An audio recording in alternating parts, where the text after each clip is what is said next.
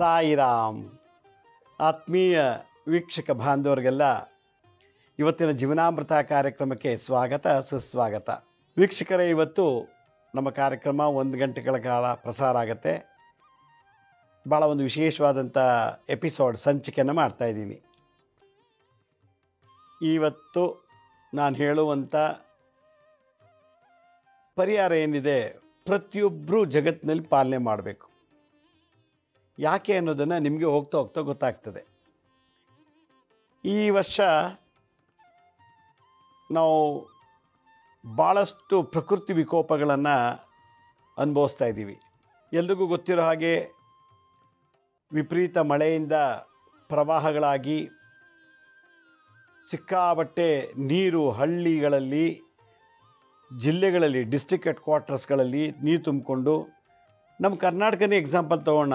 ಎಷ್ಟೊಂದು ಕಡೆ ನೀರು ತುಂಬಿದೆ, ಮನೆ ಒಳಗೆಲ್ಲ ನೀರು ಹೋಯ್ತು ಅಂತಾರೆ. ಬೆಟ್ಟ ಗುಡ್ಡಗಳೆಲ್ಲ ಕುಸಿದು ಬೀಳ್ತಾ ಇದೆ ಈಗ. ಹೀಗಾಗಿ ಪ್ರಕೃತಿ ವಿಕೋಪಗಳು ಭಾಳಷ್ಟು ಜಾಸ್ತಿ ಆಗ್ತಾ ಇದೆ. ಇದಕ್ಕೆಲ್ಲ ಮೂಲ ಕಾರಣ ನಾವೇ. ಕಾಡನ್ನು ನಗರ ಮಾಡ್ತಾ ಇದ್ದೀವಿ, ಬೆಟ್ಟ ಗುಡ್ಡಗಳನ್ನು ಮೈನಿಂಗ್ ಮಾಡಿ ಆ ಪ್ರಕೃತಿಗೆ ಬೇಕಾದಂಥ ಒಂದು ಎನರ್ಜಿನ ನಾವು ಲಾಸ್ ಮಾಡಿ, ಆ ಎನರ್ಜಿ ಯಾವಾಗ ಲಾಸ್ ಆಯಿತು ನಮಗೆ ಪ್ರಕೃತಿಲಿ ಭೂಕಂಪ, ಸುನಾಮಿ ಇವೆಲ್ಲ ಜಾಸ್ತಿ ಆಗ್ತಾಯಿದೆ. ಇವತ್ತಿನ ಸಂಚಿಕೆಯಲ್ಲಿ ನಾನು ಭೂಕಂಪದ ಬಗ್ಗೆ ಮಾತಾಡ್ತೀನಿ. ಅರ್ಥ್ಕ್ವೇಕ್ ಅಂತಾರೆ ಇಂಗ್ಲೀಷ್ನಲ್ಲಿ. ಭೂಕಂಪ ಯಾಕಾಗತ್ತೆ, ಎಲ್ಲಾಗ್ತದೆ, ಎರಡನೇದು ಭೂಕಂಪ ಆಗೋದನ್ನು ತಡಿಬೋದಾ, ತಡಿಬೇಕಂದ್ರೆ ಭೂಕಂಪ ಆಗೋದನ್ನು ತಡಿಬೇಕು ಅಂತಂದರೆ ಏನು ಮಾಡಬೇಕು ಅನ್ನೋ ವಿಚಾರನ ಈ ಒಂದು ಸಂಚಿಕೆ ನಾನು ತಿಳಿಸ್ಕೊಡ್ತೀನಿ ನನ್ನ ಅನುಭವದ ಆಧಾರದ ಮೇಲೆ. ಮೊನ್ನೆ ಅಷ್ಟೇ ನಮ್ಮ ಕೊಡಗು, ಕೂರ್ಗು ಸಿಕ್ಕಾಪಟ್ಟೆ ಲ್ಯಾಂಡ್ ಸ್ಲೈಡಿಂಗ್ ಆಯಿತು. ಸಿಕ್ಕಾಪಟ್ಟೆ ಎತ್ತರವಾದ ಜಾಗದಿಂದ ಗುಡ್ಡಗಳು ಬಿದ್ದೋಯ್ತು. ನಾರ್ತ್ ಇಂಡಿಯಾದಲ್ಲಿ ಕೇದಾರ್ನಾಥ್, ಅಮರ್ನಾಥ್ಗೆಲ್ಲ ಹೋಗಬೇಕಾಗಿದ್ದಾಗ ಇದಕ್ಕಿದ್ದಾಗೆ ಮೇಲಿಂದ ಬಂಡೆಗಳು ಬಿದ್ದೋಗ್ತಾ ಇದೆ, ಇದಕ್ಕಿದ್ದಾಗೆ ಬೆಟ್ಟಗಳ ಕುಸಿದು ಬೀಳ್ತಾ ಇದೆ. ಎಷ್ಟೋ ಜನ ಪ್ರಾಣ ಕಳ್ಕೊಂಡ್ರು. ಇದು ಗುಡ್ಡಗಳ ಬಗ್ಗೆ ಮಾತಾಡೋದಾದರೆ, ನಮ್ಮ ಡೆಲ್ಲಿನಲ್ಲಿ ಮೊನ್ನೆ ಇತ್ತೀಚೆಗೆ ಭೂಕಂಪ ಆಯಿತು ಅಂಥೇಳಿ ಎಲ್ಲ ಟಿ ವಿ ಮಾಧ್ಯಮಗಳಲ್ಲಿ ನೋಡಿದ್ವಿ, ಪೇಪರಲ್ಲಿ ನೋಡಿದ್ವಿ. ಡೆಲ್ಲಿಲೇ ಯಾಕಾಯಿತು, ಬೇರೆ ಕಡೆ ಯಾಕಾಗಲಿಲ್ಲ ಅಂತ ಒಂದು ಪ್ರಶ್ನೆ ಬಂತು. ಅದೇನಂತ ನಾನು ಆಮೇಲೆ ಹೇಳ್ತೀನಿ. ಈ ಭೂಕಂಪ ಅನ್ನೋದು ಇತ್ತೀಚೆಗೆ ಜಾಸ್ತಿ ಆಗ್ತಿದೆ.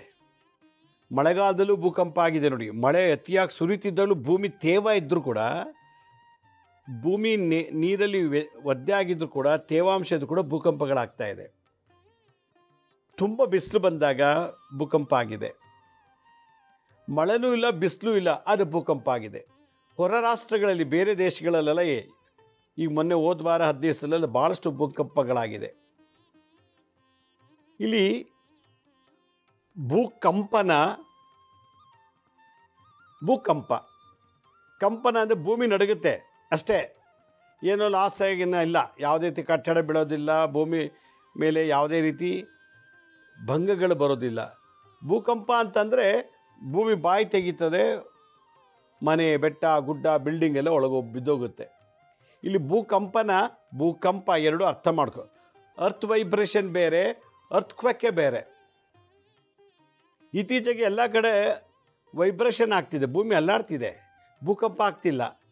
ಯಾವ ಬೇಕಾದ್ರೂ ಆಗ್ಬೋದು. ಒಂದು ಸಲ ಭೂಮಿ ಅಲ್ಲಾಡ್ತು ಅಂದರೆ ಅದು ಪವರ್ ಕಮ್ಮಿ ಆಯಿತು ಅಂತ, ಆ ಜಾಗ ಲೂಸ್ ಆಗಿದೆ ಅಂತ ಯಾವ ಬೇಕಾದ್ರೂ ಭೂಕಂಪ ಆಗ್ಬಿಡ್ಬೋದು.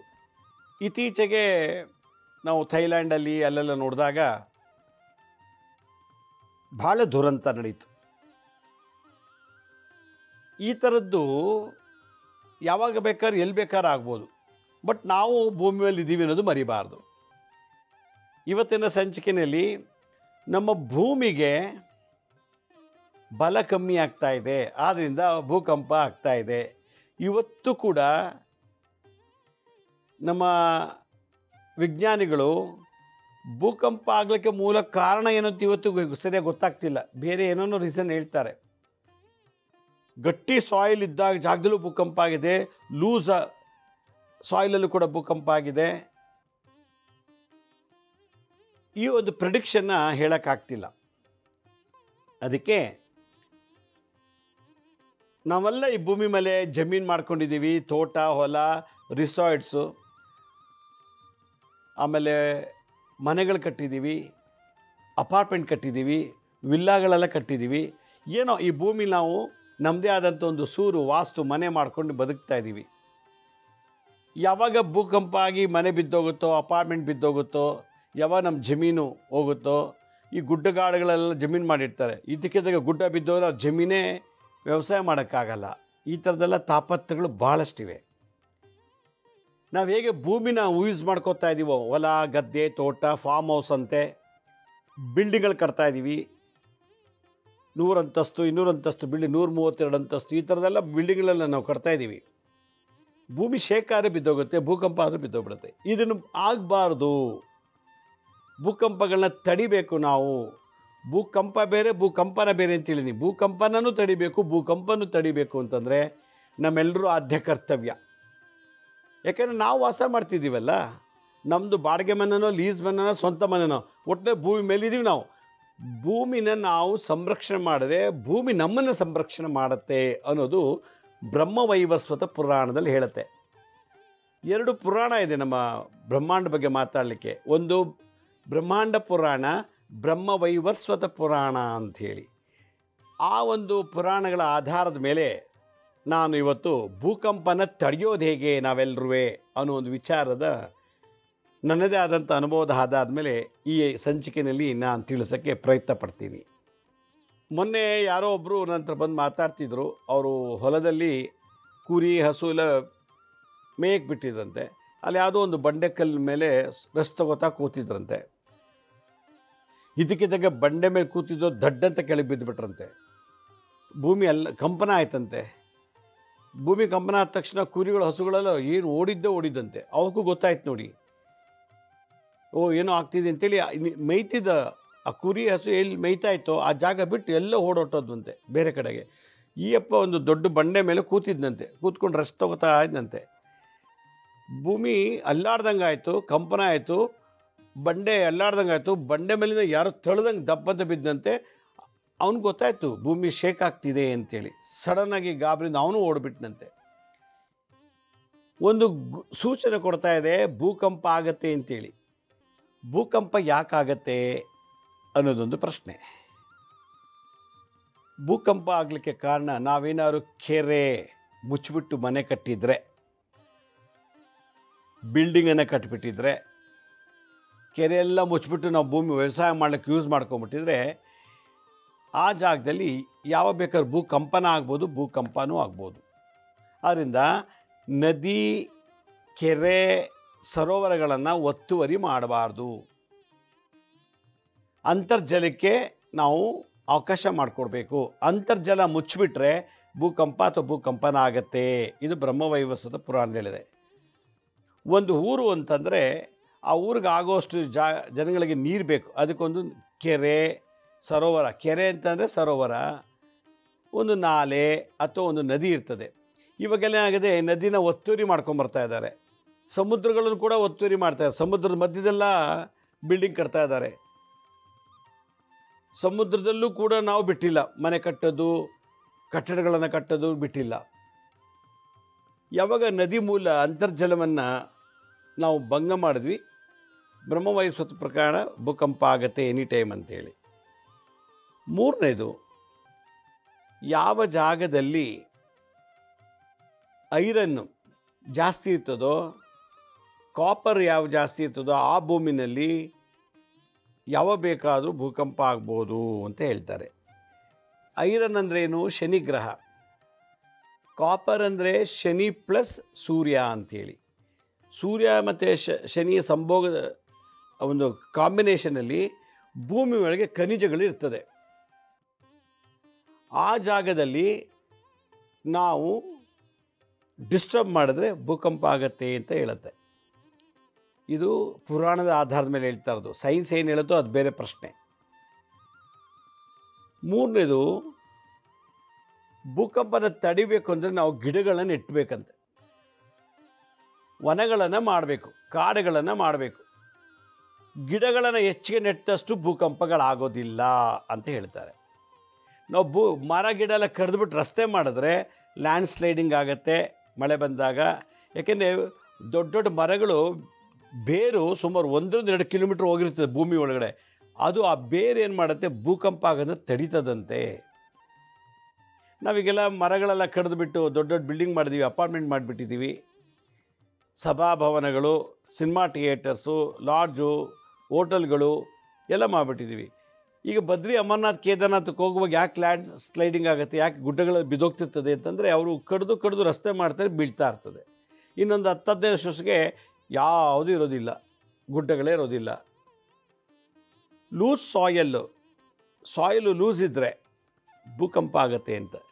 ಯಾಕೆ ಸಾಯಿಲ್ ಲೂಸ್ ಇರ್ತದೆ ಅಂತಂದರೆ ಅದು ಸ್ವಾಭಾವಿಕವಾಗಿ ಭೂಮಿ ಆಗಿರಲ್ಲ, ಮಳೆ ನೀರಿಂದ ಬಂದಂಥ ಮಣ್ಣು, ಮೇಲಿಂದ ಬಿದ್ದಂಥ ಮಣ್ಣು ಇವೆಲ್ಲ ಬಂದು ಕೊಚ್ಕೊಂಡು ಬಂದು ಒಂದು ಕಡೆ ಇದ್ದಾಗ ಸ್ಟ್ರಕ್ಕಾಗಿ ಸುಮಾರು ವರ್ಷಗಳಿಂದ ಅದಲ್ಲೇ ಇದ್ದು ಅದು ಒಳಗಡೆ ಬಂಡೆಗಳಿರಲ್ಲ, ಮೇಲೆ ಮಣ್ಣಿರ್ತದೆ.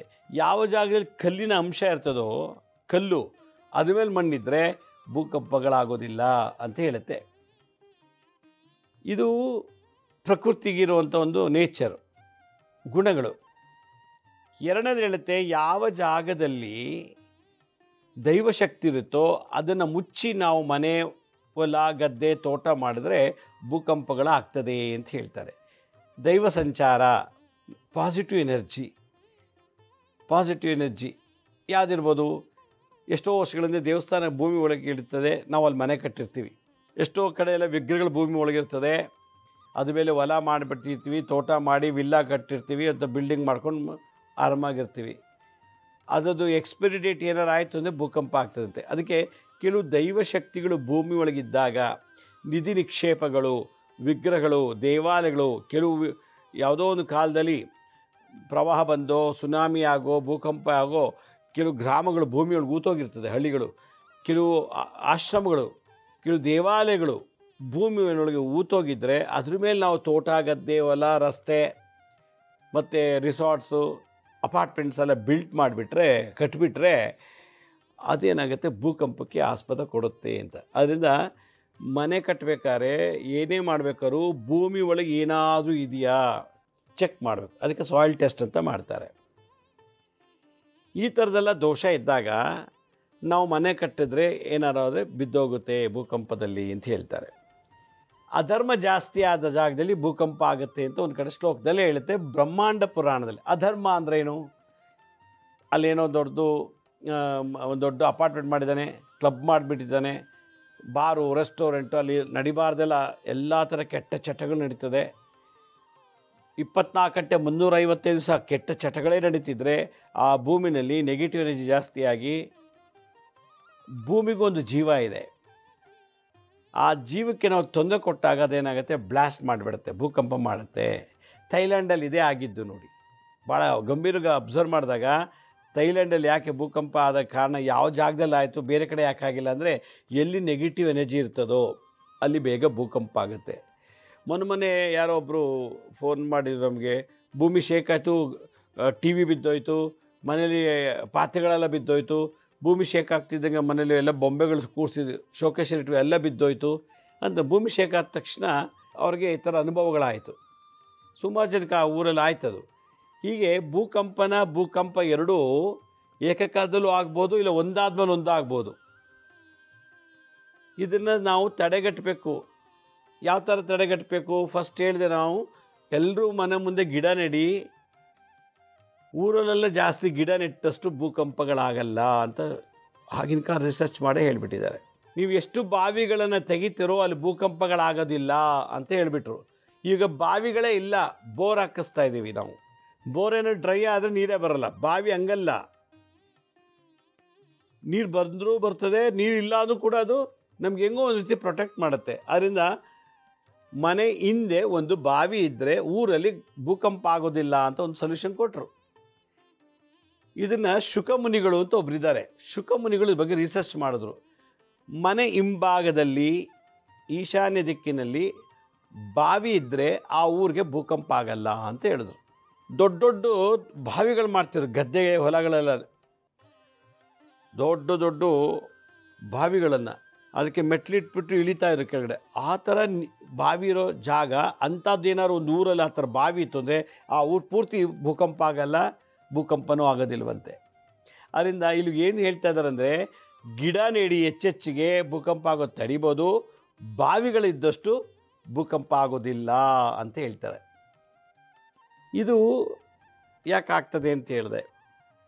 ಇನ್ನೊಂದು ವೆರೈಟಿ ಸಮಸ್ಯೆಗಳಿದೆ ನಮ್ಮಲ್ಲಿ. ಆ ಸಮಸ್ಯೆಗಳೇನು?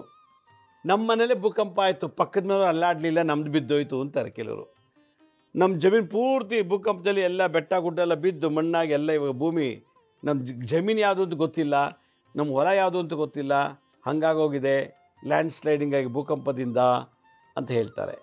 ನಾನು ಆಗಲೇ ಹೇಳ್ತಾ ಇದ್ದೆ, ಒಂದು ವರ್ಡ್ ಯೂಸ್ ಮಾಡಿದೆ, ಒಂದು ಪದ ಯೂಸ್ ಮಾಡಿದೆ ನಾನು, ಅಧರ್ಮ. ಯಾವ ಜಾಗದಲ್ಲಿ ಘಂಟಾನಾದ, ಜಾಗಟೆ ಶಬ್ದ, ಸಾಲಿಗ್ರಾಮ ಪೂಜೆ, ಯಜ್ಞಯಾಗಾದಿಗಳು, ದಾನಗಳು, ಅನ್ನದಾನ, ಸಾಮೂಹಿಕ ಪ್ರಾರ್ಥನೆ, ಈ ಥರದಲ್ಲಿ ಎಲ್ಲಿರಲ್ವೋ ಅಲ್ಲೆಲ್ಲ ನೆಗೆಟಿವ್ ಇರ್ತದಂತೆ. ಹೋಮ ಮಾಡೋದ್ರಿಂದ ಭೂಕಂಪ ತಡಿಬೋದು ಅಂತ ಹೇಳಿದ್ದಾರೆ ಒಂದು ಕಡೆ, ಶುಕಮುನಿಗಳೇ ಹೇಳಿದ್ದಾರೆ.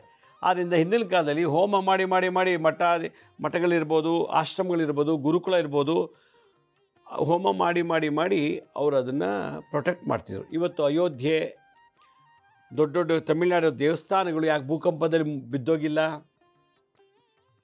ಎಷ್ಟೋ ಸಾವಿರಾರು ವರ್ಷದ್ದು ದೇವಸ್ಥಾನಗಳು ಭೂಕಂಪ ಆಗಿದೆ, ಅದು ಅಲ್ಲಾಡಿಲ್ಲ, ಬಿದ್ದಿಲ್ಲ. 1000 ವರ್ಷದ್ದು, 1800 ವರ್ಷದ್ದು, 2000 ವರ್ಷದ್ದು ಅಂತ ನಾವು ಇತಿಹಾಸ ನೋಡ್ತಾ ಇದ್ದೀವಿ. ಯಾಕೆ? ಈಗ ಹಂಪೆಯಲ್ಲಿ ಹಾಳು ಮಾಡಿದ್ದೇವೆ, ಭೂಕಂಪದಲ್ಲಿ ಆಗಿ ಹಾಳಾಗಿಲ್ಲ, ಅದು ಧ್ವಂಸ ಮಾಡಿದ್ದಾರೆ, ಆದರೆ ಭೂಕಂಪದಲ್ಲಿ ಹೋಗಿ ನಾಶ ಆಗಿಲ್ಲ, ಇನ್ನೂ ಕೂಡ ಇದೆ. ಯಾಕೆಂದರೆ ಆ ಸ್ಥಳದ ಡಿವೈನ್ ಎನರ್ಜಿ ಇತ್ತು, ದೈವಶಕ್ತಿ ಇತ್ತು. ನಿತ್ಯ ಅರ್ಚನೆ, ಪೂಜೆ, ಧ್ಯಾನ, ಜಪ, ತಪ ಇವೆಲ್ಲಕ್ಕಿಂತ ಹೆಚ್ಚಾಗಿ ಯಾಗಗಳಾಗ್ತಾಯಿತ್ತು. ಹಿಂದಿನ ಕಾಲದಲ್ಲಿ ಆವ ಗುರುಕುಲಲ್ಲಿ ಋಷಿಮುನಿಗಳು ನಿತ್ಯ ಹೋಮಗಳನ್ನು ಮಾಡ್ತಾಯಿದ್ರು. ಹೋಮ ಮಾಡೋದ್ರಿಂದ ಹೆಚ್ಚು ಕಾಡಲ್ಲೇ ವಾಸ ಮಾಡಿ ಪ್ರಕೃತಿಗೆ ಎನರ್ಜಿಯನ್ನು ಕೊಡ್ತಾಯಿದ್ರು, ಧ್ಯಾನ, ಜಪ, ತಪ, ಪೂಜೆ, ಹೋಮದಿಂದ. ಹೀಗಾಗಿ ಭೂಕಂಪಗಳು ಕಮ್ಮಿಯಾಗಿ ಇವತ್ತು ರಾಮನ ಕಾಲದ್ದು, ಕೃಷ್ಣನ ಕಾಲದ್ದೆಲ್ಲ ನಾವು ಸ್ಮಾರಕಗಳು ನೋಡ್ತಾ ಇದ್ದೀವಿ ನಾವು. ಆದರೆ ರಾಮನ ಕಾಲದಲ್ಲಿದ್ದಂಥ, ಕೃಷ್ಣನ ಕಾಲದಲ್ಲಿದ್ದಂಥ ಕೆಲವು ಸ್ಮಾರಕಗಳು ಬಿಟ್ಟು ಆಜುಬಾಜಿಲೆಲ್ಲ ಭೂಕಂಪ ಆಗಿ ಮುಚ್ಚೋಗಿವೆ. ಅದು ಮಾತ್ರ ಇದೆ. ಕಾರಣ ಆ ಜಾಗದ ಅಷ್ಟು ಪವರ್ ಇತ್ತು. ಅದರಿಂದ ಕೆಲವು ಅಪಾರ್ಟ್ಮೆಂಟಲ್ಲಿ ದಿನ 3 ಹೊತ್ತು ಕಾರ್ಡ್ಸ್ ಆಡೋದು, ಸ್ಮೋಕ್ ಮಾಡೋದು, ಡ್ರಿಂಕ್ಸ್ ಮಾಡೋದು, ಅನೈತಿಕ ಸಂಬಂಧಗಳು, ವಿಚಿತ್ರವಾದಂಥ ಕೆಟ್ಟ ಚಟಗಳು 24 ಗಂಟೆ 365 ದಿವಸ ಒಬ್ಬರಾದ್ಮೇಲೆ ಒಬ್ಬರು ಮಾಡ್ತಿದ್ರೆ ಆ ಜಾಗದಲ್ಲಿ ಏನು ಬೇಕಾದ್ರೂ ಆಗ್ಬೋದು, ಭೂಕಂಪನ ಆಗ್ಬೋದು, ಭೂಕಂಪ ಆಗಿ ಬಿದ್ದೋಗ್ಬೋದು. ಬಟ್ ಬೇರೆ ಕಡೆ ಎಲ್ಲ ಆಗಲ್ಲ. ಯಾಕೆಂದರೆ ಅಲ್ಲಿ ದೀಪ ಹಚ್ಚುತ್ತಾರೆ, ಮನೇಲಿ ಪೂಜೆಗಳು ಮಾಡ್ತಾರೆ, ಧ್ಯಾನ ಮಾಡ್ತಾರೆ, ಭಜನ್ಸ್ ಆಗ್ತದೆ, ಸಾಮೂಹಿಕ ಭಜನೆ, ಸಾಮೂಹಿಕ ಮಂತ್ರ ಪಠನ, ಸಾಮೂಹಿಕ ಹೋಮಗಳು, ಹವನಗಳು, ಯಜ್ಞ ಯಾಗಾದಿಗಳನ್ನು ಮಾಡೋದ್ರಿಂದ ಆ ಜಾಗದಲ್ಲಿ ಆಗೋದಿಲ್ಲ. ಇನ್ನೊಂದು ಕಡೆ ಹೇಳ್ತಾರೆ ಬ್ರಹ್ಮವೈವಸ್ವತ ಪುರಾಣದಲ್ಲಿ, ದಿನನಿತ್ಯ ಯಾವ ಜಾಗದಲ್ಲಿ ಅಗ್ನಿಹೋತ್ರಿ ಮಾಡ್ತಾರೋ, ದಿನ ಬೆಳಗ್ಗೆ ಸೂರ್ಯ ಉದಯ ಆಗುವಾಗ ಮುಳುಗುವಾಗ ಅಗ್ನಿಹೋತ್ರಿ ಮಾಡ್ತಾರೋ, 16 ಯೋಜನೆವರೆಗೂ ಭೂಕಂಪ ಆಗೋದಿಲ್ವಂತೆ. ಈಗ ದಿನನಿತ್ಯ ಯಾರೋ ಒಬ್ರು ಮನೇಲಿ ಬೆಳಗ್ಗೆ ಸಂಜೆ ಅಗ್ನಿಹೋತ್ರಿ ಮಾಡಿದ್ರೆ, ಒಂದು ಹಳ್ಳಿಯಲ್ಲಿ ಒಂದು 25-35 ಮನೆ ಇದೆ ಅಂತ ಇಟ್ಕೊಳ್ಳಿ, ಅಲ್ಲಿ ಯಾರೋ ಒಬ್ಬರು ದಿನನಿತ್ಯ ಅಗ್ನಿಹೋತ್ರಿ ಮಾಡ್ತಿದ್ರೆ ಆ ಹಳ್ಳಿ ಭೂಕಂಪದಲ್ಲಿ ಬಂದರೂ ಭೂಕಂಪನಾರು ಡ್ಯಾಮೇಜ್ ಆಗಲ್ವಂತೆ, ಅಗ್ನಿಹೋತ್ರಿ ಪವರು. ಇದನ್ನು ಸಾವಿರಾರು ವರ್ಷದಿಂದಲೇ ರಿಸರ್ಚ್ ಮಾಡಿ ಹೇಳಿದ್ದಾರೆ. ಅದಕ್ಕೆ ಅಗ್ನಿಹೋತ್ರಿ ದಿನನಿತ್ಯ ಮಾಡೋದ್ರಿಂದ ಗ್ರಾಮ, ತಾಲೂಕು, ಜಿಲ್ಲೆಯನ್ನು ಪ್ರೊಟೆಕ್ಟ್ ಮಾಡ್ಬೋದು ಭೂಕಂಪದಲ್ಲಿ, ಇನ್ಯಾವುದೇ ರೀತಿ ಮಾಡೋಕ್ಕಾಗೋದಿಲ್ಲ ಅಂತ ಹೇಳಿಬಿಟ್ರು. ಮಳೆ ಯಾವಾಗ ಬರುತ್ತೆ ಅಂತ ಹೇಳ್ತಾರೆ ಬೇಕಾದ್ರೆ ಹವಾಮಾನ ಇದರಿಂದ, ಭೂಕಂಪ ಯಾವಾಗ ಆಗುತ್ತೆ ಅಂತ ಹೇಳೋಕ್ಕೆ ಗೊತ್ತಾಗೋದೇ ಇಲ್ಲ, ಗೊತ್ತೇ ಆಗಲ್ಲ. ಅದು ಒಂಥರ ಮಿರಾಕಲ್ ಅದು. ಆದ್ದರಿಂದ ಎಲ್ಲಿ ದೀಪ, ಪೂಜೆ, ಜಪ, ತಪ, ದೀಪ ಹಚ್ಚಲ್ಲ, ಪೂಜೆ ಮಾಡಲ್ಲ, ಜಪ ತಪ ಮಾಡಲ್ಲ, ಅಗ್ನಿಹೋತ್ರಿ ಮಾಡಲ್ಲ, ಯಾಗ ಯಜ್ಞಾದಿಗಳಾಗಲ್ಲ, ಅಲ್ಲಿ ಭೂಕಂಪದ ಬಿದ್ದೋಗೋ ಬದಲು ಕಂಪನಾಗಿ ಗೋಡೆ ಎಲ್ಲ ಸೀಲ್ಬಿಟ್ಕೊಂಡ್ಬಿಡ್ತಂತೆ. ಭೂಮಿಗೆ ನಾವು ಶಕ್ತಿ ತುಂಬಬೇಕು, ಅದು ಬಿಟ್ಬಿಟ್ಟು ಬೇರೆ ಬೇರೆ ಕೆಲಸ ನಾವು ಮಾಡೋದ್ರಿಂದ ತೊಂದರೆ ಆಯಿತು. ಭೂಕಂಪ ಯಾಕೆ ಆಗ್ತಿದೆ ಅಂದರೆ ಮೈನಿಂಗ್ ಜಾಸ್ತಿ ಆಗ್ತಾ ಇದೆ. ಮೈನಿಂಗ್ ಜಾಸ್ತಿ ಆಗ್ತಿರೋದ್ರಿಂದ ಸುತ್ತಮುತ್ತಲ ಗ್ರಾಮಗಳು ಒಂದು ಕಡೆ ಮೈನಿಂಗ್ ಮಾಡೋದು ಸುಮಾರು 100-200 ಕಿಲೋಮೀಟರ್ವರೆಗೂ ಭೂಕಂಪ ಆಗುತ್ತಂತೆ. ಯಾಕೆಂದರೆ ಭೂಮಿ ಒಂದೊಂದು ಜಾಗದಲ್ಲಿ ಬೆಟ್ಟ ಗುಡ್ಡಗಳಿಂದ ಬ್ಯಾಲೆನ್ಸ್ ಮಾಡಿದೆ. ನಾವು ಆ ಬೆಟ್ಟ ಗುಡ್ಡಗಳನ್ನು ಕಡಿದು ಮೈನಿಂಗ್ ಮಾಡಿಬಿಟ್ಟಾಗ ಭೂಮಿ ಏನಾಗುತ್ತೆ, ಬ್ಯಾಲೆನ್ಸ್ ತಪ್ಪುತ್ತೆ, ಕಂಪನ ಆಗ್ಬೋದು, ಇಲ್ಲ ಭೂಕಂಪ ಆಗ್ಬೋದು. ಅದರಿಂದ ಮೈನಿಂಗ್ ಕೂಡ ಮಾಡಬೇಕಾದ್ರೂ ಕೂಡ ಭಾಳ ಎಚ್ಚರಿಕೆಯಿಂದ ಮಾಡಬೇಕು. ಮೈನಿಂಗ್ ಮಾಡಿ ಬಿಟ್ಟ ಮೇಲೆ ಭೂಕಂಪ ಆಗುತ್ತೆ, ಇಲ್ಲ ಮೈನಿಂಗ್ ಮಾಡಿ ಹೊರಟಾಗಲೇ ಭೂಕಂಪ ಆಗುತ್ತೆ. ಯಾಕೆಂದರೆ ಒಂದು ಭೂಮಿನ ನಾವು ಹೇಗೆ ತಕ್ಕಡಿಗೆ ಹಾಕಿ ಪದಾರ್ಥ ತೂಗ್ತೀವೋ, 1 kg ಸಕ್ಕರೆ 1 kg ಅಕ್ಕಿ ಅಂತ ತೂಗ್ತೀವಿ ನೋಡಿ, ಹೇಗೆ ಬ್ಯಾಲೆನ್ಸ್ ಮಾಡ್ತೀವೋ ಹಾಗೆ ಭೂಮಿನ ಒಂದೊಂದು ಕಡೆ ಬೆಟ್ಟ ಗುಡ್ಡಗಳಿಂದ ಬ್ಯಾಲೆನ್ಸ್ ಮಾಡಿದೆ, ಕಾಡುಗಳಿಂದ ಬ್ಯಾಲೆನ್ಸ್ ಮಾಡಿದೆ. ಯಾವಾಗ ನಾವು ಬೆಟ್ಟ ಕಡ್ದಾಕಿದ್ವಿ, ಮೈನಿಂಗ್ ಮಾಡಿಬಿಟ್ವಿ, ಕಾಡು ಕಡ್ದಾಕ್ಬಿಟ್ವಿ, ಕಾಡೆಲ್ಲ ನಾಶ ಮಾಡಿದ್ವಿ, ಬ್ಯಾಲೆನ್ಸ್ ತಪ್ಪಿತು. ಯಾವಾಗ ಬ್ಯಾಲೆನ್ಸ್ ತಪ್ಪಿತು 30 to 35 ಡಿಗ್ರೀಸ್ ಏರುಪೇರು ಆದಾಗ ಭೂಕಂಪ ಆಗುತ್ತೆ ಅಂತ ಹೇಳುತ್ತೆ ಬ್ರಹ್ಮವೈವಸ್ವತ ಪುರಾಣ. ಬ್ರಹ್ಮಾಂಡ ಹೆಂಗೆ ಸೃಷ್ಟಿ ಆಯಿತು ಅಂತ ಬ್ರಹ್ಮಾಂಡ ಪುರಾಣ ಹೇಳಿದ್ರೆ, ಜಗತ್ತು ಹೆಂಗೆ ನಡೀತದೆ ಕಾಲಕ್ಕೆ ಇರೋದು ಬ್ರಹ್ಮವೈವಸ್ವತ ಪುರಾಣದಲ್ಲಿ ಹೇಳ್ತಾರೆ. ಆದ್ದರಿಂದ ಕಾಡನ್ನು ಉಳಿಸ್ಬೇಕು, ಬೆಟ್ಟ ಗುಡ್ಡಗಳನ್ನು ಉಳಿಸಿದ್ರೆ ಮಾತ್ರ ನಮ್ಮ ಮಕ್ಕಳು ಮೊಮ್ಮಕ್ಕಳೆಲ್ಲ ಬಾಳೆ ಬದುಕಕ್ಕೆ ಸಾಧ್ಯ. ಇಲ್ಲ ಅಂದರೆ ಎಲ್ಲ ಮುಚ್ಚೋಗುತ್ತೆ. ಎಷ್ಟೋ ಭೂಕಂಪ ಆಗಿ ಭೂಮಿ ಒಳಗೆ ಸುಮಾರು 5-6 ಕಿಲೋಮೀಟ್ರ್ ಭೂಮಿ ಒಳಗೆ ಹೋದರೆ ಭೂಕಂಪ ಆಗಿದೆ. ಎಷ್ಟೋ ಗುಹೆಗಳು ಭೂಕಂಪ ಆದರೂ ಈಗ ಗುಹೆಗಳಿವೆ. ಗುಹೆ ಒಳಗೆ ಕುತ್ಕೊಂಡು ತಪಸ್ಸು ಮಾಡ್ತಿದ್ರು, ಭೂಕಂಪ ಆದರೂ ಆ ಜಾಗ ಅಲ್ಲಾಡಿಲ್ಲ. ಬಟ್ ಬೇರೆ ಕಡೆ ಎಲ್ಲ ಎಲ್ಲಿ ಆ ಜಾಗ ಪೂಜೆ ಜಪ ಆಗಲಿಲ್ವೋ ಅಲ್ಲೆಲ್ಲ ಭೂಕಂಪದಲ್ಲಿ ಮುಳುಗೋಗಿದೆ, ಮುಚ್ಚೋಗಿದೆ. ಆದರೆ ಎಲ್ಲೆಲ್ಲಿ ಪಾಸಿಟಿವ್ ಎನರ್ಜಿ ಇತ್ತೋ ಅಲ್ಲಿ ಭೂಕಂಪ ಆಗಿಲ್ಲ. ಅದರಿಂದ ಪ್ರತಿಯೊಬ್ಬರು ಮನೇಲೂ ಭೂಕಂಪ ಆಗಬಾರ್ದು ಅನ್ನೋದಾದರೆ ಏನು ಮಾಡಬೇಕು ಅಂತ ಅರ್ಥ ಆಯಿತು. ಧ್ಯಾನ, ಜಪ, ತಪ, ಪೂಜೆ, ದಾನಗಳು, ಅಲ್ಲಿ ಆಮೇಲೆ ಅನ್ನದಾನ, ಗೋದಾನ, ಹೀಗೆ ಏನಾದ್ರು ದಾನಗಳು ಈ ಥರ ಮಾಡ್ತಾ ಇದ್ದರೆ ಭೂಕಂಪಗಳಾಗೋದಿಲ್ಲ ಅಂತ ಹೇಳ್ತಾರೆ. ಇದಲ್ದೇ ಕೆಲವು ಕಡೆ ಭೂಕಂಪನ ಅಥವಾ ಭೂಕಂಪ ಆಗಲಿಕ್ಕೆ ನಾವೇ ಕಾರಣರಾಗಿರ್ತೀವಿ. ಭೂಮಿ ಅದರದ್ದೇ ಆದಂಥ ಒಂದು ನೀತಿ ಪ್ರೊಸೀಜರ್ ಇದೆ. ಆ ಭೂಮಿಗೊಂದು ಅದರದ್ದೇ ಆದ ಒಂದು ಜಾತಕ ಇದೆ. ನಮಗೆ ಹುಟ್ಟಿದ ಜಾತಕ ಇದೆಯೋ, ಯಾವಾಗ ಹುಟ್ಟಿದ್ವಿ, ಯಾವಾಗ ಸಾಯ್ತೀವಿ, ಅದ್ರ ಮಧ್ಯೆ ಹೋಗುವಂಥ ಎಲ್ಲ ಘಟನೆಗಳನ್ನು ನಾವು ಜಾತಕ ನೋಡಿ ಹೇಳ್ತೀವಿ. ಹಾಗೆ ಭೂಮಿಗೆ ಒಂದು ಸಪ್ರೇಟ್ ಜಾತಕ ಇದೆ, ಪ್ರಕೃತಿಗೊಂದು ಜಾತಕ ಇದೆ, ವಾಯುಗೂ ಒಂದು ಜಾತಕ, ಬೆಂಕಿಗೂ ಒಂದು ಜಾತಕ ಇದೆ, ಜಲ ನೀರಿಗೊಂದು ಜಾತಕ ಇದೆ, ಭೂಮಿಗೊಂದು ಜಾತಕ ಇದೆ. ಆ ಭೂಮಿಲಿ ಜಾತಕ ಏನು ಹೇಳುತ್ತೆ ಅಂತಂದರೆ, ನಾವು ಭೂಮಿಯನ್ನು ಅಮಂಗಳ ಮಾಡಬಾರ್ದು ಅಂತ ಹೇಳುತ್ತೆ. ಅಮಂಗಳ ಅಂತಂದ್ರೇನು, ಭೂಮಿಲಿ ನಾವು ಎಣೆಗಳನ್ನು ಹೂತಾಕ್ತಿದ್ದೀವಿ. ಸುಮಾರು ಹೆಣೆಗಳು, ಸಾವಿರಾರು ಲಕ್ಷಾಂತರ ಹೆಣೆಗಳು ಭೂಮಿಲಿ ಹೂತಾಕ್ದಾಗ ಆ ಭೂಮಿಯೊಳಗೆ ಅದು ಕೊಳೆತು ಎಲ್ಲ ಆಗಿ ಅದರದ್ದೇ ಆದ ಕೆಮಿಕಲ್ ರಿಯಾಕ್ಷನ್ ಆಗಿ ಏನಾಗುತ್ತೆ, ಭೂಕಂಪಕ್ಕೆ ಅವಕಾಶ ಕೊಡುತ್ತೆ ಅಂತ ಹೇಳುತ್ತೆ. ಅದರಿಂದ ದಹನ ಮಾಡಬೇಕೇ ವಿನಃ ಮೃತ್ತಿಕ ಸಂಸ್ಕಾರ ಮಾಡಬಾರ್ದು, ಮಣ್ಣು ಮಾಡಬಾರ್ದು, ಸುಡಬೇಕು. ಸುಡೋದ್ರಿಂದ ಭೂಕಂಪಗಳನ್ನು ತಡಿಬೋದು ಅಂತ ಹೇಳ್ತಾರೆ. ಇದಲ್ಲದೆ ಭೂಮಿಗಳಲ್ಲಿ ನಾವು ಕೆಲವು ಮಾಟ ಮಂತ್ರ ತಂತ್ರ ಎಲ್ಲ ಮಾಡಿ ನೆಗೆಟಿವ್ ಎನರ್ಜಿನ ಜಾಸ್ತಿ ಇನ್ಸ್ಟಾಲ್ ಪ್ರತಿಷ್ಠಾಪನೆ ಮಾಡ್ತಾಯಿದ್ದೀವಿ. ಹೀಗಾಗಿ ಮಾಟ ಮಂತ್ರ ತಂತ್ರ ಬಾಧೆಯಿಂದ ಭೂಮಿಗೆ ನಾವು ಈಗ ಅವ್ನ ಹೊಲ ಹಾಳಾಗಿ ಹೋಗ್ಲಿ ಅಂತ ಮಾಟ ಮಂತ್ರ ಮಾಡ್ತೀವಿ, ಗದ್ದೆ ಮಾಟ ಮಂತ್ರ ಮಾಡ್ತೀವಿ, ತೋಟಕ್ಕೆ ಮಾಟ ಮಂತ್ರ ಮಾಡ್ತೀವಿ, ರಿಸಾರ್ಟ್, ಇದಕ್ಕೆಲ್ಲ ಮಾಟ ಮಂತ್ರ ಮಾಡಿ ಆ ಒಂದು ನೆಗೆಟಿವ್ ಎನರ್ಜಿ ಭೂಮಿನ ಕಂಪನ ಮಾಡ್ಬೋದು, ಭೂಕಂಪನ ಮಾಡಿಸ್ಬೋದು. ನಾವು ವಾಸ ಮಾಡ್ತಿರೋ ಊರನ್ನ ನಾವು ಉಳಿಸ್ಕೋಬೇಕು, ಭೂಕಂಪದಿಂದ ನಾಶ ಆಗಬಾರ್ದು ಅಂದರೆ ಪ್ರತಿಯೊಬ್ಬರ ಮನಲ್ಲೂ ನಾವು ಇವತ್ತು ಹೇಳೋದನ್ನು ಪರಿಹಾರ ಮಾಡಲೇಬೇಕು. ಎಲ್ಲಿ ಭೂಮಿನ ನಾವು ನದಿ ತಕ್ಕಂತೆ ಭೂಮಿನೂ ಬ್ಯಾಲೆನ್ಸ್ ಮಾಡಬೇಕು. ಈಗ ನಾವೇನು ಮಾಡಿಬಿಡ್ತಿದ್ದೀವಿ, ಭೂಮಿನ ನಾವು ನಾಶ ಮಾಡ್ತಾಯಿದ್ದೀವಿ. ಹೀಗಾಗಿ ಭೂಮಿಲಿ ಸತ್ವ ಕಮ್ಮಿ ಆಗ್ತಾ ಇದೆ.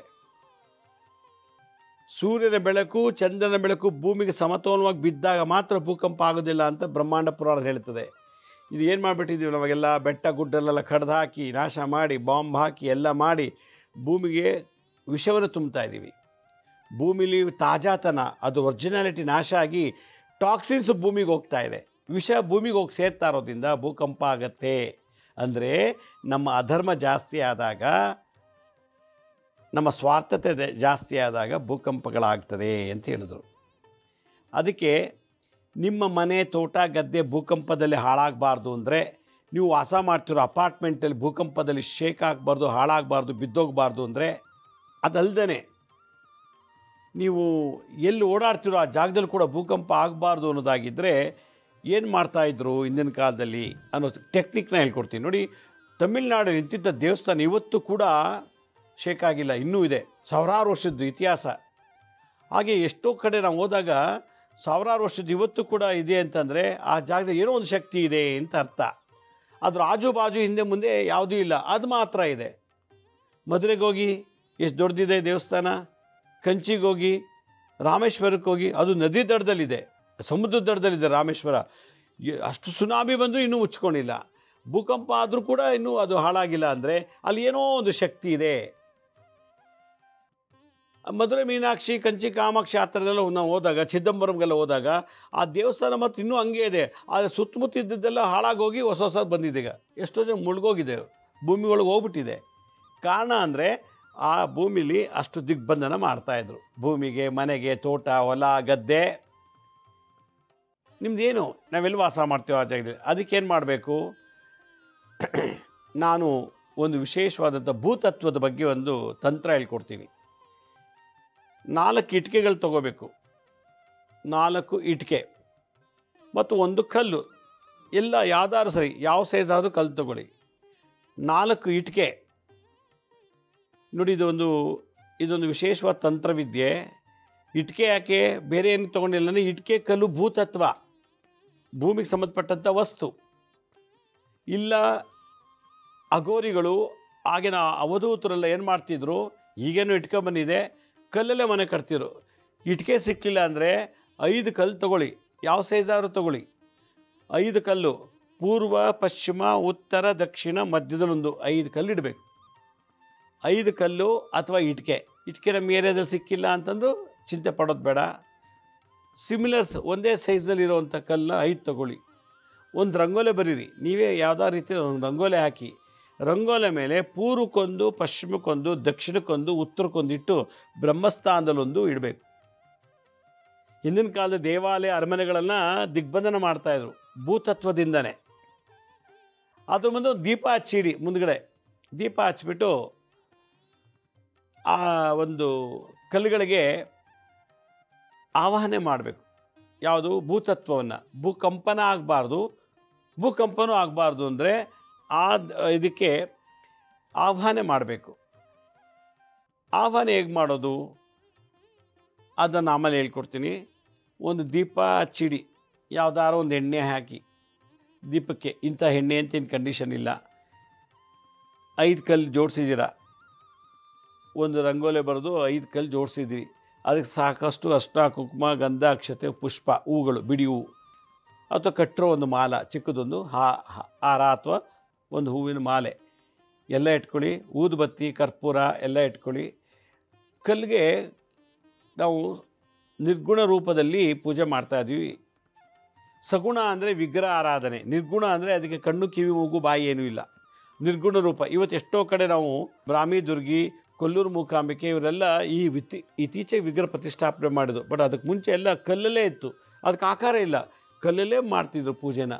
ದೇವತೆಗಳೆಲ್ಲ ನಿರ್ಗುಣ ರೂಪದಲ್ಲಿ ಕಲ್ಲಲ್ಲಿ ವಾಸ ಮಾಡ್ತಿದ್ರು. ಆ ಒಂದು ತತ್ವವನ್ನು ಹಿಂದಿನ ಕಾಲದಲ್ಲಿ ಯೂಸ್ ಮಾಡ್ತಾ ಇದ್ದಾರೆ ಕಾನ್ಸೆಪ್ಟು. ಕಲ್ಲುಗಳಿಗೆಲ್ಲ ನೀವು ಇಟ್ಟು ಪೂಜೆ ಮಾಡಿ ಅಂತ ಹೇಳ್ತಾರೆ. ಕಲ್ಲನ್ನ ಚೆನ್ನಾಗಿ ತೊಳಿಬೇಕು ಫಸ್ಟ್ ಇಡೋಕ್ಕೆ ಮುಂಚೆ. ಕಲ್ಲನ್ನ ತೊಗೊಂಬಂದು ಒಂದೇ ಸೈಜ್ ಸಿಗಲಿಲ್ಲ ಅಂದರೂ ನೋಡಿ, ಹೆಚ್ಚು ಕಮ್ಮಿ ಯಾರು ಪರವಾಗಿಲ್ಲ, ಕಲ್ಲೆಲ್ಲ ಚೆನ್ನಾಗಿ ತೊಳೆದ್ಬಿಟ್ಟು ಒರೆಸ್ಬಿಟ್ಟು ರಂಗೋಲೆ ಹಾಕಿ, ಹೆಂಗೆ ಬೇಕಾದ್ರೆ ರಂಗೋಲೆ ಹಾಕ್ಬಿಟ್ಟು ಇಡಿ. ಎಲ್ಲ ಸಾಮಗ್ರಿಗಳು ಕರೆಕ್ಟ್ ಮಾಡ್ಕೊಳ್ಳಿ. ಅರ್ಶಿನ, ಕುಂಕುಮ, ಗಂಧ, ಅಕ್ಷತೆ, ಉಪ್ಪು, ಕರ್ಪೂರ ಅಥವಾ ಗಂಧದ ಕಡ್ಡಿ. ಏನು ತುಂಬ ಆಡಂಬರ ಬೇಡ, ಸಿಂಪಲಾಗಿ ಶ್ರದ್ಧೆಯಿಂದ ಮಾಡಿ, ಸಿಂಪಲ್ ಪ್ರೀತಿಯಿಂದ ಮಾಡಿ, ಭಕ್ತಿಯಿಂದ ಮಾಡಿ ಪೂಜೆನ. ಎಲ್ಲ ಆಯಿತು, ಎಲ್ಲ ರೆಡಿ ಮಾಡ್ಕೊಂಡಿದ್ದೀರಿ. ಆ ಪೂರ್ವದಿಂದ ಶುರು ಮಾಡಿ, ಪೂರ್ವ, ದಕ್ಷಿಣ, ಪಶ್ಚಿಮ, ಉತ್ತರದ ಆದಮೇಲೆ ಬ್ರಹ್ಮಸ್ಥಾನಕ್ಕೆ ಬರಬೇಕು. ಅವನೇಂತ ಓಂ ಧರಣೀಧರಾಯ ನಮಃ, ಓಂ ಧರಣೀಧರಾಯ ನಮಃ ಅಂತೇಳಿ. ನಿಮ್ಮ ಮನೆ ಪೂರ್ವದಲ್ಲೂ ಇದೆ, ಪಶ್ಚಿಮದಲ್ಲೂ ಇರ್ತದೆ, ಆಜುಬಾಜು ಎಲ್ಲ ಕಡೆ ಮನೆಗಳಿರ್ತದೆ. ಹೊಲ ಗದ್ದೆ ಮೇಲೆ ಎಲ್ಲ ಚೆಕ್ ಬಂದಿರ್ತದೆ, ಪೂರ್ವ ಪಶ್ಚಿಮ. ಆದ್ದರಿಂದ ಮನೆಯಲ್ಲಾದರೆ ನಿಮಗೆ ಮನೆಗೂ ದಿಗ್ಬಂಧನ ಮಾಡ್ಬೋದು, ಹೊಲ ಗದ್ದೆಗೂ ಇದೇ ಥರ ಮಾಡ್ಬೋದು. ನಿಮ್ಮ ಗದ್ದೆಲಿ ಹೋಗಿ ಇದು ಮಾಡ್ಬೋದು. ಆಗ ಭೂಕಂಪದಲ್ಲಿ ಹೊಲ ಗದ್ದೆ ಯಾವುದೂ ನಾಶ ಆಗೋದಿಲ್ಲ. ಅಥವಾ ನಿಮ್ಮ ಹೊಲ ಗದ್ದೆ ಮೇಲೆ ಬೆಟ್ಟ ಗುಡ್ಡ ಬಿದ್ದು ಲ್ಯಾಂಡ್ ಸ್ಲೈಡಿಂಗ್ ಆಗಿ ನಿಮ್ಮ ಹೊಲ ಗದ್ದೆನ ಡ್ಯಾಮೇಜ್ ಮಾಡೋದಿಲ್ಲ. ಯಾವುದೇ ರೀತಿ ಅದಕ್ಕಾಗಿ ಇವತ್ತು ತಂಜಾವೂರು, ಮಧುರೆ, ಕಂಚಿ, ಇವನ್ ಕಾಶಿ ನದಿ ದಡದಲ್ಲಿದ್ದರೂ ಕೂಡ ಅದು ಭೂಕಂಪದಲ್ಲಿ ಏನೂ ಆಗೇ ಇಲ್ಲ ನೋಡಿ. ಈಗ ಹಲವಾರು ಕ್ಷೇತ್ರಗಳನ್ನು ನಾವು ದೈವ ಸಾನ್ನಿಧ್ಯ ನೋಡಿದಾಗ ಅಲ್ಲಿ ಪಾಸಿಟಿವ್ ಎನರ್ಜಿ ಇರೋದ್ರಿಂದ ಭೂಕಂಪ ಆಗಿಲ್ಲ, ಭೂಕಂಪನೂ ಆಗಿಲ್ಲ. ಇನ್ನೂ ಇದೆ, ಇನ್ನೂ ಇರ್ತದೆ ಸೂರ್ಯಚಂದ್ರರವರೆಗೂ. ಆ ಜಾಗ ಹಂಗೆ ಎನರ್ಜಿ ಸೆಂಟರ್ ಮಾಡಿದ್ದಾರೆ, ಎನರ್ಜಿನ ತುಂಬಿದ್ದಾರೆ. ಹಾಗೆ ನಿಮ್ಮ ಮನೆ, ಅಪಾರ್ಟ್ಮೆಂಟು, ನಿಮ್ಮ ಹೋಟ್ಲು, ಬಾರು, ರೆಸ್ಟೋರೆಂಟ್ ಏನಿದೆಯೋ ನೀವು ವಾಸ ಮಾಡೋದು, ವ್ಯವಹಾರ ಮಾಡೋ ಸ್ಥಳ ಭೂಕಂಪ ಆಗಬಾರ್ದು ಅಂದರೆ ಇದಿಷ್ಟು ಮಾಡಬೇಕು. ಎಲ್ಲ ಆಗಿ ಪೂರ್ವದಿಂದ ಧರಣೀಶ, ಧರಣಿ ಅಂದರೆ ಭೂಮಿ ಎಲ್ಲ ಹೇಳಿ ಧರಣೀಶಾಯ ನಮ, ಓಂ ಧರಣೀಶಾಯ ನಮ, ಧರಣೀಶಾಯ ನಮ ಅಂಥೇಳಿ ಪೂರ್ವ ದಿಕ್ಕಿಗೆಲ್ಲ ಪೂಜೆ ಮಾಡಿ, ಆಮೇಲೆ ಒಂದು ಮಂತ್ರ ಇದೆ. ಬ್ರಹ್ಮವೈವಸ್ವತ ಮತ್ತು ಬ್ರಹ್ಮಾಂಡ ಪುರಾಣ ಒಂದು ಮಂತ್ರ ಹೇಳಿದ್ದಾರೆ, ಧರಣಿ ಮಂತ್ರ ಅಂಥೇಳಿ. ಆ ಮಂತ್ರದಲ್ಲಿ ನೀವು 108 ಸಲ ಎಲ್ಲ ದಿಕ್ಕಿಗೂ ಆ ಕಲ್ಲಿಗೆ ಅರ್ಚನೆ ಮಾಡಬೇಕು. ಪೂರ್ವ ದಿಕ್ಕಿನಲ್ಲಿರುವಂಥ ಕಲ್ಲು, ದಕ್ಷಿಣ, ಪಶ್ಚಿಮ, ಉತ್ತರ ಮತ್ತು ಬ್ರಹ್ಮಸ್ಥಾನದಲ್ಲಿ ಇದೆಲ್ಲದಕ್ಕೂ ಒಂದೊಂದು ಕಲ್ಲಿಗೂ 108 ಸಲ ಮಾಡೋದ್ರಿಂದ ನೀವು ಮಲಗಿದ್ದಾಗ ಭೂಕಂಪ ಆಗ್ಬೋದು, ಮನೆ ಬಿಟ್ಟು ಹೋದಾಗ ಭೂಕಂಪ ಆಗ್ಬೋದು, ಯಾವಾಗ ಬೇಕಾದ್ರೂ ಭೂಕಂಪ ಆಗ್ಬೋದು. ಅದರಿಂದ ಪ್ರತಿಯೊಬ್ಬರ ಮನೇಲಿ ಉಣ್ಮೆ ಅಮಾವಾಸ್ಯೆ ಮಾಡಿದ್ರೆ ವಾಸ್ತು ದೋಷ ಹೋಗುತ್ತೆ. ಮಾಟಮಂತ್ರ ತಂತ್ರ ಮಾಡಿದರೂ ಆ ದೋಷ ಹೋಗುತ್ತೆ. ಮನೇಲಿ ಕ್ಷುದ್ರಗ್ರಹ ದೋಷ, ಭೂತ ಪ್ರೇತ ಪಿಶಾಚಿಗಳೇನಾದ್ರು ಮನೆಯೊಳಗೆ ಆಹ್ವಾನಿಯಾಗಿ ತೊಂದರೆ ಕೊಡ್ತಿದ್ದರೆ ಮನುಷ್ಯರ ಮೇಲೆ ಆ ದೋಷ ಹೋಗುತ್ತೆ, ಕಣ್ದೃಷ್ಟಿ ಹೋಗುತ್ತೆ. ನಿಮ್ಮ ಹೊಲ ಗದ್ದೆ ಏನೇನು ದೋಷ ಇದೆ ಎಲ್ಲ ನಿವಾರಣೆ ಆಗುತ್ತೆ ಈ ಒಂದು ಮಂತ್ರದಿಂದ. ಭೂಕಂಪ ತಡೆಯೋದ್ರ ಜೊತೆಗೆ ನಿಮ್ಗೆ ಎಲ್ಲ ಥರ ಪ್ರಾಬ್ಲಮ್ ಸಾಲ್ವ್ ಆಗುತ್ತೆ. ಹಾಗಾದರೆ ಆ ಮಾಲಮಂತ್ರ ಏನು, ಆ ಬೀಜ ಮಂತ್ರ ಏನು ಹೇಳ್ತಾರೆ, ಆ ಭೂಕಂಪ ತಡಿಬೇಕು, ನಮ್ಮ ಮನೆ ಬಿಲ್ಡಿಂಗ್ ಹಾಳಾಗಬಾರ್ದು, ಹೋಟ್ಲು, ಲಾಡ್ಜು, ಬಾರ್ ಏನು ಕೂಡ ಭೂಕಂಪದಲ್ಲಿ ಎಲ್ಲೇ ಆದರೂ ಕೂಡ ನಮ್ಮದು ಶೇಕ್ ಆಗಬಾರ್ದು, ಬಿದ್ದೋಗಬಾರ್ದು ಅನ್ನೋದಾಗಿದ್ದರೆ, ಹಿಂದೆ ದೇವಾಲಯ ಅರಮನೆಗಳಿಗೆ ಏನು ಮಾಡ್ತಿದ್ರು, ಗುಹೆ ಒಳಗೆಲ್ಲ ಕೂತ್ಕೊಂಡು ಏನು ಆ ಮಂತ್ರನ ನಾವು 108 ಸಲ ಪ್ರತಿಯೊಂದು ಕಲ್ಲಿಗೂ ಹೇಳ್ತಾ ಅರ್ಚನೆ ಮಾಡಬೇಕು. ಅರ್ಚನೆ ಆದಲ್ಲಿ ಕುಂಕುಮದಲ್ಲೋ, ಅರ್ಶನದಲ್ಲೋ, ಅಕ್ಷತೆಯಲ್ಲೋ ಮಾಡ್ಬೋದು. ನೀವು ಮನೆ ಬಿಟ್ಟು ಹೋಗಿರ್ತೀರ, ಭೂಕಂಪ ಆಗಿಬಿಡ್ತದೆ. ಮನೆ ಒಳಗಿದ್ದಾಗಲೇ ಭೂಕಂಪ ಆಗಿಬಿಡ್ತದೆ.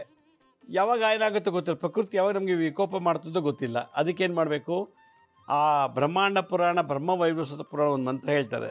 ಅರ್ಚನೆ ತೊಗೊಳ್ಳಿ. ಅರ್ಚನೆ ಮಾಡ್ತಿದ್ದೀರಾ ಯಾವುದರಿಂದ, ಕುಂಕುಮ ಇಲ್ಲ ಅರ್ಶನ ಇಲ್ಲ ಹೂವು ಇಲ್ಲ ಅಕ್ಷತೆ. ಅರ್ಚನೆ ಮಾಡಬೇಕಾದ್ರೆ ಮುಂದೆ ಒಂದು ತಟ್ಟೆ ಇಟ್ಕೊಂಡು ಅರ್ಚನೆ ಮಾಡಿ, ಆ ಕಲ್ಲುಗಳ ಮೇಲೆ ಹಾಕಿ ಓಂ ನಮೋ ಭಗವತ್ಯೈ ನೋಡಿ, ಓಂ ನಮೋ ಭಗವತ್ಯೈ, ಭಗವತಿ ಭಗವತ ಅನ್ನೋದಕ್ಕಿಂತ ಭಗವತ್ಯೈ ಎಂದಾಗ ಭೂದೇವಿ ಮತ್ತು ವರಹಸ್ವಾಮಿಗೂ ಪೂಜೆ ಮಾಡ್ದಂಗೆ ಆಗತ್ತಂತೆ. ಓಂ ನಮೋ ಭಗವತ್ಯೈ ಬಹುವಚನ, ಭಗವತಿ ಅಂತ ಹೇಳೋಂಗಿಲ್ಲ. ಹೇಳಿದ್ರೆ ಸ್ತ್ರೀ ಹೆಣ್ಣು ದೇವ್ರಿಗಾಯಿತು. ಭಗವತ್ಯೈ ಅಂದರೆ ಹೆಣ್ಣು ದೇವ್ರಿಗೂ ಗಂಡು ದೇವ್ರಿಗೂ ಸೇರ್ಕೊಂಡ್ಬಿಡ್ತು. ಓಂ ನಮೋ ಭಗವತ್ಯೈ ಧರಣ್ಯೈ, ಧರ ಮಹಾಪ್ರಾಣ, ಧರಣ್ಯೈ ಅಂದರೆ ಈ ಬ್ರಹ್ಮ, ಭೂಮಿ, ಭೂಮಿ ಮಂಗಳ ಗ್ರಹ, ಅವನಿಗೆ ಭೂಮಿಪುತ್ರ ಅಂತ ಕರಿತೀವಿ. ಧರಣ್ಯೈ ಅಂದರೆ ಈ ಭೂಮಿನ ಒತ್ತು ನಿಂತಿರುವಂಥ ಯಾವುದೋ ಒಂದು ಭೂಮಿ ಒತ್ತು ನಿಂತಿದೆ ನೋಡಿ. ಇದ್ರ ಮೇಲೆ ಸಮುದ್ರ, ಬೆಟ್ಟ, ಗುಡ್ಡ, ಮನೆ, ಇಷ್ಟಷ್ಟು ಅಂತಸ್ತು ಮನೆ ಎಲ್ಲ ಕಟ್ಟಿದ್ದೀವಿ. ಆದರೂ ಭೂಮಿ ಆ ವೆಯ್ಟ್ ತರೀತಿದೆಯಲ್ಲ, ಆ ವೆಯ್ಟ್ಗೆ ಧರಣ್ಯೈ ಅಂತ ಹೇಳುತ್ತೆ. 120 ಅಂತಸ್ತು ಬಿಲ್ಡಿಂಗು. ಆ 120 ಅಂತಸ್ತಲ್ಲಿ TV, fridge, table, sofa, ಜನರ ತೂಕ ಒಬ್ಬರು 50-60 kg ಇರ್ತಾರೆ. ಮನೇಲಿ ಎಲ್ಲ ಫರ್ನಿಚರ್ಸು ಆ ವೆಯ್ಟಲ್ಲೇ ತಡ್ಕೊಂಡು 120-130 ಅಪಾರ್ಟ್ಮೆಂಟ್ ಇರೋ ಭೂಮಿ ಒಳಗಡೆ ತಡೀತಿದೆ ಅಂದರೆ ಆ ತಡೆಯೋ ಶಕ್ತಿಗೆ, ಆ ಗ್ರಾವಿಟೇಷನ್ ಫೋರ್ಸ್ಗೆ ಒಂದು ಎನರ್ಜಿ. ಅದಕ್ಕೆ ಧರಣ್ಯೈ, ಓಂ ನಮೋ ಭಗವತ್ಯೈ ಧರಣ್ಯೈ, ಧರಣಿ ಧರೆ ಧರೆ ಸ್ವಾಹ. ಧರಣಿ ಅಂದರೆ ಧಾರಣೆ ಮಾಡ್ತಿರೋಂಥವಳು, ಧರೆ ಧರೆ ಸ್ವಾಹ, ರಕ್ಷಣೆ ಮಾಡು ತಾಯಿ, ರಕ್ಷಣೆ ಮಾಡು ವರಹಸ್ವಾಮಿ, ರಕ್ಷಣೆ ಮಾಡು ಭೂದೇವಿ ಅಂತ ಹೇಳ್ತಾ ಇರೋದು. ಓಂ ನಮೋ ಭಗವತ್ಯೈ ಧರಣ್ಯೈ, ಧರಣಿ ಧರೆ ಧರೆ ಸ್ವಾಹ, ಧರೆ ಧರೆ ಸ್ವಾಹ ಮಹಾಪ್ರಾಣ, ಧಾ ಧಾ ದಾಲ ಧಾ, ಧರೆ ಧರೆ ಸ್ವಾಹ. ಓಂ ನಮೋ ಭಗವತ್ಯೈ ಧರಣ್ಯೈ, ಧರಣಿ ಧರೆ ಧರೆ ಸ್ವಾಹ. ಓಂ ನಮೋ ಭಗವತ್ಯೈ ಧರಣ್ಯೈ, ಧರಣಿ ಧರೆ ಧರೆ ಸ್ವಾಹ ಅಂಥೇಳಿ ಪೂರ್ವದಲ್ಲಿ ಕಲಿಗೆ 108 ಸಲ, ದಕ್ಷಿಣ ದಿಕ್ಕಿನ 108 ಸಲ, ಪಶ್ಚಿಮದ 108 ಸಲ, ಉತ್ತರದ 108 ಸಲ, ಬ್ರಹ್ಮಸ್ಥಾನದಲ್ಲಿ ಮಧ್ಯಭಾಗದಲ್ಲಿ 108 ಸಲ ಈ ಥರ ಮಾಡಿಬಿಟ್ಟು ಆರತಿ ಮಾಡಿ ಪೂಜೆ ಮಾಡಿ ಅದಕ್ಕೆ ಭೂತತ್ವ ಇರುವಂಥ ಪದಾರ್ಥ ನೈವೇದ್ಯ ಮಾಡಬೇಕು. ಏನು ಧರಣ್ಯ ಅಂದರೆ ಗ್ರಾವಿಟೇಷನಲ್ ಫೋರ್ಸ್, ಭೂಮಿಯಿಂದ ಬರುವಂಥ ಒಂದು ಎಲೆಕ್ಟ್ರೋ ಮೆಕ್ಯಾನಿಕಲ್ ಎನರ್ಜಿ. ಭೂಮಿಲಿ ಕೆಮಿಕಲ್ ಎನರ್ಜಿ ಇದೆ. ಉಪ್ಪು ಹುಳಿ ಸಿಹಿ ತೋರಿಸುವಂಥ ರುಚಿ ಭೂಮಿಲೂ ಇದೆ. Chemical energy. ಮೆಕ್ಯಾನಿಕಲ್ ಢಮ್ ಢಮ್ ಅಂತ ಶಬ್ದ ಮಾಡುತ್ತೆ. ಎಲೆಕ್ಟ್ರೋ ಮೆಕ್ಯಾನಿಕಲ್ ಎನರ್ಜಿಯೂ ಇದೆ. ಸೀಳ್ಕೊಳ್ಳೋದಕ್ಕೆ ಶಬ್ದ ಮಾಡುತ್ತೆ, ಅದು ಮೆಕ್ಯಾನಿಕಲ್ ಎನರ್ಜಿ. ಎಲ್ಲಿ ಶಬ್ದ ಬರುತ್ತೋ ಅದು ಸೀಳ್ಕೊಂಡಾಗ ಅದು ಎಲೆಕ್ಟ್ರಿಕ್ ಎನರ್ಜಿ ಪೀಸ್ ಮಾಡ್ತದೆ. ಇದೆಲ್ಲಕ್ಕೂ ಧರಣಿ ಧರೆ ಸ್ವಾಹ. ಆಗ electrical energy, electro mechanical energy, chemical energy, magnetic energy. ಒಂದು ಮ್ಯಾಗ್ನೆಟಿಕ್ ಎನರ್ಜಿ ಅಂದರೆ ಒಂದು ಪಕ್ಕದ ಮನೆ ಬಿದ್ದ ತಕ್ಷಣ ಆ ಮ್ಯಾಗ್ನೆಟಿಕ್ ಎನರ್ಜಿ ಪಕ್ಕದ ಮನೆಯೂ ಭೂಕಂಪಕ್ಕೆ ಹಾಕೊಂಡ್ಬಿಡುತ್ತೆ, ಎಳ್ಕೊಂಡ್ಬಿಡ್ತದೆ. ಅದು ಮ್ಯಾಗ್ನೆಟಿಕ್ ಎನರ್ಜಿ. ಅಟ್ರಾಕ್ಟ್ ಮಾಡುತ್ತೆ. ಮ್ಯಾಗ್ನೆಟಿಕ್ ಎನರ್ಜಿ ಅಂದೇನು, ಒಂದು ಬಿಲ್ಡಿಂಗ್ ಬಿತ್ತು, ಪಕ್ಕದ್ದು ಯಾಕೆ ಸುಮ್ಮನೆ ಇರಬೇಕು, ಆ ಮ್ಯಾಗ್ನೆಟಿಕ್ ಎನರ್ಜಿ ಹೋಗಿ ಪಕ್ಕದ ಬಿಲ್ಡಿಂಗು ಬಿಡಿಸ್ಬಿಡುತ್ತೆ. ಹಾಗೆ ಒಂದಾದ್ಮೇಲೆ ಎಲ್ಲ ಎಳ್ಕೊಂಡು ನೆಲ ಸಮಾನ ಮಾಡಿಬಿಡ್ತದೆ. ಅದಕ್ಕೆ ಧರೆ ಸ್ವಾಹ ಅಂತ ಹೇಳ್ತಾರೆ. ಇದನ್ನು ಹೇಳಿ 108 ಸಲ ಮಾಡಿಬಿಟ್ಟು ಪೂಜೆ ಮಾಡಿ ಒಂದು ವಿಶೇಷವಾದ ಏನಪ್ಪ ಅಂದರೆ ಬೂದುಗುಂಬಳಕಾಯನ್ನು ನೀವು ನೈವೇದ್ಯ ಮಾಡಬೇಕು. ಇದಕ್ಕೆ ಬೂದುಗುಂಬಳಕಾಯಿ ನೈವೇದ್ಯ ಮಾಡಬೇಕು. ಆಮೇಲೆ ಹಣ್ಣು ಮತ್ತು ತೆಂಗಿನಕಾಯಿ ಏನಿದೆಯೋ ಅದನ್ನು ಕೂಷ್ಮಾಂಡ ಬಲಿ ಕೊಟ್ಟು ಹಣ್ಣು ನೈವೇದ್ಯ ಮಾಡಿ ಆಮೇಲೆ ಆರತಿ ಮಾಡಿಬಿಟ್ಟು ನೀವೆಲ್ಲ ಪ್ರಾರ್ಥನೆ ಮಾಡಿಕೊಂಡು ಈ ಕಟ್ಟಿರೋ ಹೊಲ, ನಾವು ಮಾಡ್ತಿರೋ ಮನೆ, ಬಿಲ್ಡಿಂಗು ಎಲ್ಲ ಕಲಿಯುಗ ಮುಗಿಯೋವರೆಗೂ ಇರಲಿ, ಯಾವುದೇ ಕಾರಣಕ್ಕೂ ಭೂಕಂಪದಿಂದ ನಾಶ ಆಗದೇ ಇರಲಿ ಅಂಥೇಳಿ ನೀವು ಪ್ರಾರ್ಥನೆ ಮಾಡಬೇಕು. ಮಾಡಾದಮೇಲೆ ಆ ಕಲ್ಲುಗಳನ್ನ ಯಾವ್ಯಾವ ದಿಕ್ಕಲ್ಲಿ, ಪೂರ್ವ ದಿಕ್ಕಲ್ಲಿದ್ದಕ್ಕೆಲ್ಲ ಪೂರ್ವಕ್ಕೆ ಇಡಬೇಕು, ದಕ್ಷಿಣದಲ್ಲಿದ್ದಂಥ ಕಲ್ಲನ್ನು ದಕ್ಷಿಣಕ್ಕೆ ಇಡಬೇಕು, ಪಶ್ಚಿಮದಲ್ಲಿದ್ದಂಥ ಕಲ್ಲನ್ನು ಪಶ್ಚಿಮ ದಿಕ್ಕಲ್ಲಿ ಇಡಬೇಕು. ನಿಮ್ಮ ಹೊಲ ಗದ್ದೆ ಆಯಾ ದಿಕ್ಕಿನಲ್ಲಿ ಇರಬೇಕು. ನಿಮ್ಮ ಬೌಂಡ್ರಿ ಎಲ್ಲಿದೆಯೋ, ಹೊಲ ಬೌಂಡ್ರಿ, ಗದ್ದೆ, ತೋಟ, ಫಾರ್ಮ್ ಹೌಸ್, ರಿಸಾರ್ಟ್ಸ್, ಬಾರು, ರೆಸ್ಟೋರೆಂಟು, ಸಿನಿಮಾ ಥಿಯೇಟ್ರು, ಅಪಾರ್ಟ್ಮೆಂಟು, ಮನೆ, ವಿಲ್ಲ ಎಲ್ಲೆಲ್ಲಿದೆಯೋ ಆಯಾ ದಿಕ್ಕಲ್ಲಿ ನಿಮ್ಮ ಬೌಂಡ್ರಿ, ನಿಮ್ಮ ಚೆಕ್ ಬಂದು ನಿಮ್ಮ ಖಾತೆಗೆ ಏನು ರಿಜಿಸ್ಟರ್ ಆಗಿದೆಯಲ್ಲ ಆ ಜಾಗದಲ್ಲಿ ಇಟ್ಬಿಟ್ಟು ಬ್ರಹ್ಮಸ್ಥಾನ ಆ ಒಂದು ಕಲ್ಲನ್ನು ಎಲ್ಲಿಡಬೇಕು ಅಂತ, ನಿಮ್ಮ ಮನೆ ಟೆರೆಸ್ ಮೇಲೆ ಇಡಬೇಕು, ಇಲ್ಲ ನಿಮ್ಮ ಮನೆ ದೇವ್ರ ಮನೇಲಿ ಇಡಬೇಕು. ಆ ಕಲ್ಲು ಅದಕ್ಕೊಂದು ಜೀವ ಕಲ್ಲು. ಇದು ಇಟ್ಬಿಟ್ಟ ಅಂತಂದರೆ ನಿಮ್ಮ ಮನೆ ಎಲ್ಲ ಭೂಕಂಪ ಆದರೂ ನಿಮ್ಮ ಮನೆ ಮಾತ್ರ ಆಗೋದಿಲ್ಲ. ಇದು ರಿಸರ್ಚ್ ಮಾಡಿದ್ದಾರೆ ಆಗಿನ ಕಾಲ ಋಷಿಮುನಿಗಳು. ಓಂ ನಮೋ ಭಗವತ್ತೈ ಧರಣ್ಯೈ ಧರಣಿ ಧರೆ ಸ್ವಾಹ. ಓಂ ನಮೋ ಭಗವತ್ಯೈ ಧರಣ್ಯೈ ಧರಣಿ ಧರೆ ಸ್ವಾಹ. ಇದೆಲ್ಲ ಮಾಡಿದ್ರೆ ಇಡೀ ಊರಲ್ಲಿ ಏನೇ ಇದ್ದರೂ ಕೂಡ ಭೂಕಂಪ ಆಗೋದಿಲ್ಲ. ಅದಕ್ಕಿದು ಪ್ರತಿಯೊಬ್ಬರ ಮನೆಯಲ್ಲೂ ನಿಮ್ಮ ಮನೆ ಇನ್ನೂ ಉಳಿಬೇಕು, ಮಕ್ಕಳು ಮೊಮ್ಮಕ್ಕಳು ಬಾಳಿ ಬದುಕಬೇಕು ಆ ಮನೇಲಿ ಅಂದರೆ ಇದು ಮಾಡಬೇಕು ಈ ತಂತ್ರ.